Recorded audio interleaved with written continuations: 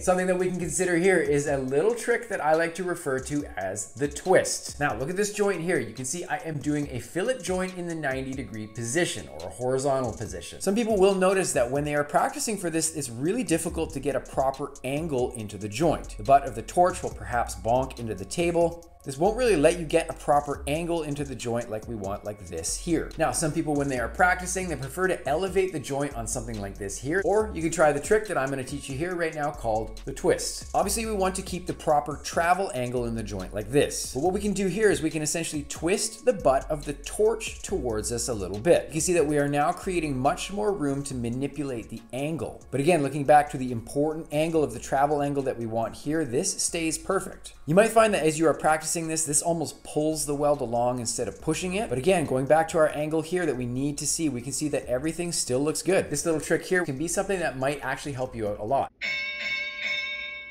Typically what I do when I start up each weld, I start up and give it a good amount of heat right away, and I get filler material in almost immediately. Giving things a little bit of extra filler at the start is going to help prevent things from overheating.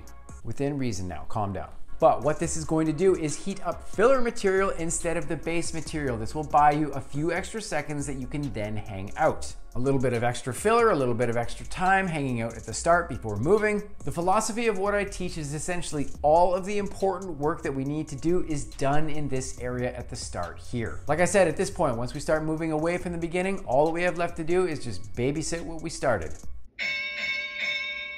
Now personally, in my torch for aluminum, I prefer using a gas lens setup. I personally find that the gas distribution coming out through a screen in the gas lens, it's a lot more even and a lot more stable, especially going around shapes and outside corners and stuff like that. And when I'm doing something like an outside corner joint, I particularly notice a better coverage of gas when using something like a gas lens as opposed to a gas diffuser setup. I find that the gas lens and the screen inside of it provides a more even and smooth distribution of gas. And anytime that I'm welding aluminum, typically I'm gonna probably use something like a number 6 cup. So using a gas lens for a smooth distribution of gas in combination with something a little lower, like about 12.5 CFH or so, going around shapes like this one here, doing outside corner stuff like this here, I was always pretty confident about getting good results that I was very happy with. With some beginners, this is completely fine, but a lot of people are not comfortable traveling that far at all. The main piece of advice I give these people is just break things into smaller passes. There's no problem with this. As a matter of fact, when I first started, I had a welding supervisor who would literally whack me on the hands with a TIG rod when my welding passes were not long enough. Pretty sure that was abuse. But what's the point? Why am I gonna do a weld where only half of it looks good and the other half looks absolutely trash because I'm not comfortable? I tell people it's way better to break things into 2 or 3 passes if each one looks absolutely perfect, instead of just having the first portion of their weld look great and the rest of it look, well, not that good.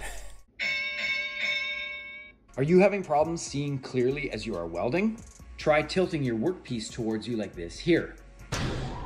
Instead of welding across your line of sight like this example here, tilting it towards you a little bit like this can actually help you to keep yourself in a position where you can see a little bit better as far as a vantage point. If you travel a couple of inches and then you get in your own way, you can't see as well as you could at the beginning, this needs to be taken care of. Between positioning your head in different angles in relation to your welding pass, as well as possibly breaking the welding passes that you're doing into shorter passes, these are tips that can make a huge difference with somebody's ability to remain comfortable and see clearly if they take the time to address this stuff.